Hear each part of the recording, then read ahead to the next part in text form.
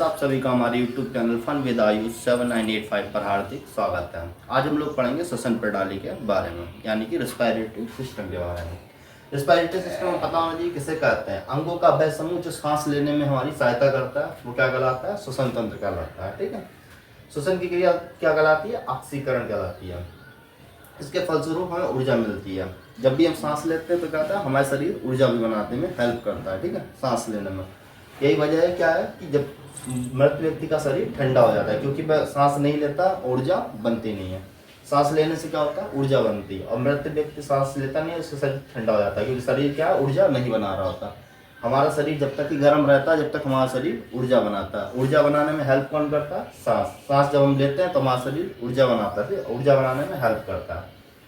फिर आता है स्वच्छवास। स्वच्छवास किसे कहते हैं? सेकंड पॉइंट है। सांस को अंदर लेने और बाहर लेने की क्रिया को हम क्या कहते हैं? स्वच्छवास कहते हैं। सांस जब हम अंदर लेते हैं और बाहर छोड़ते हैं, ये क्रिया स्वच्छवास कहलाती है।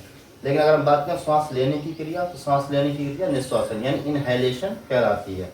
इनहेलेशन में हम लोग 21% ऑक्सीजन को अंदर लेते हैं। सांस अंदर लेते हैं, यानी 21 जब सांस लेते हैं तो 21% ऑक्सीजन शरीर के अंदर जाती है।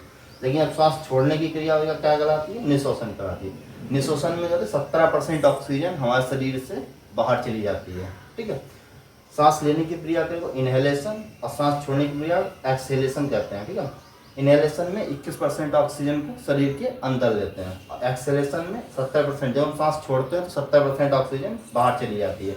हमारे शरीर में सिर्फ 4% ऑक्सीजन बचती है। ठीक है, उसके बाद दूसरा रोल कौन अपनाता है? फिर सबसे पहले तुमने सांस ले ली, उसके बाद सांस कहाँ जाएगी? फेफड़े में जाएगी। तो फेफड़े का काम क्या होता है? फेफड़े का काम होता है रक्त में ऑक्सीजन को मिला देना। ठीक है, हमारे जो रक्त में होता है वो ऑक्सीजन मिला देता है, जिससे रक्त का शुद्धिकरण करते हैं। सही, और यहीं से क्या होता है? रक्त हमारे शरीर की तरफ आता है। ठीक है, ये फेफड़े में जाएगा, ऑक्सीजन मिल जाएगी। ऑक्सीजन क्या करेगा? फिर वही हार्ट हमारा ले लेगा। हार्ट क्या करेगा? पंप कर देगा। इसी का उस हार्ट के माध्यम से पंप होता है। ठीक है, तो लंग्स में क्या होता है? ऑक्सीजन से मिलती है। ठीक है, उसके बाद श्वसन नली, जिससे हम सांस लेते हैं। श्वसन नली का तो वायु फेफड़े तक जाती है। जब सांस लेते हैं तो वायु फेफड़े तक कैसे जाती है? श्वसन नली के माध्यम से। इसकी लंबाई होती है 10 से 11 सेंटीमीटर। हमारे शरीर में जो ऑक्सीजन जाती है पूरे शरीर में, मतलब ये तो हमने सांस ले ली, सांस लेते हैं हम कहाँ तक? फेफड़े तक लेते हैं। फिर फेफड़े के बाद हमारे शरीर में, पूरे शरीर में ऑक्सीजन कैसे पहुँचती है? वो पहुँचती है प्लाज्मा और हीमोग्लोबिन के कारण।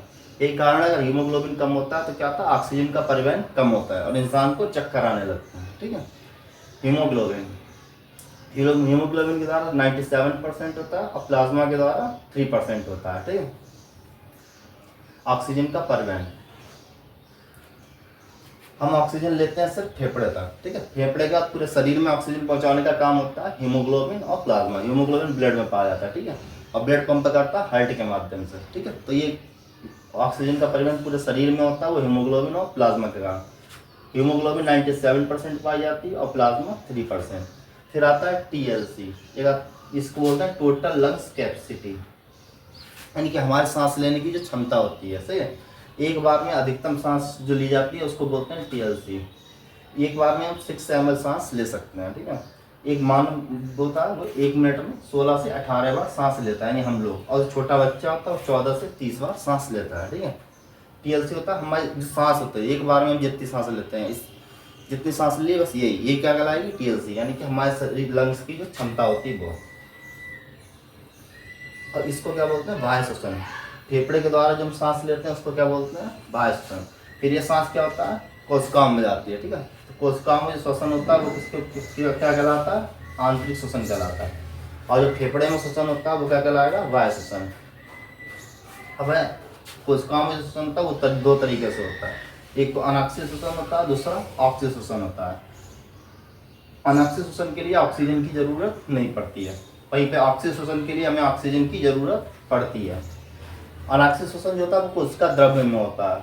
ऑक्सीय श्वसन कहाँ होता है? वो माइटोकॉन्ड्रिया में होता है। ये इसे ऊर्जा गृह भी कहते हैं। ठीक है, अनाक्षीय श्वसन में 4 ATP का निर्माण होता है। ATP यानी जो ऊर्जा हमारे शरीर में बनती है वो ATP के माध्यम से बनती है। ठीक है, और ऑक्सीय श्वसन में 38 ATP का निर्माण होता है, जिससे हमें शरीर में ऊर्जा मिलती है। कोशिकाओं में जो श्वसन होगा उसको बोलते हैं आंतरिक श्वसन। और जो फेफड़े में जो श्वसन लेते हैं, मतलब सांस लेकर जो फेफड़े तक पहुंचाते हैं अपने शरीर में, वो क्या कहलाएगा? बाह्य श्वसन कहलाएगा। हम दो तरीके से श्वसन करते हैं, एक तो बाह्य श्वसन, दूसरा आंतरिक श्वसन।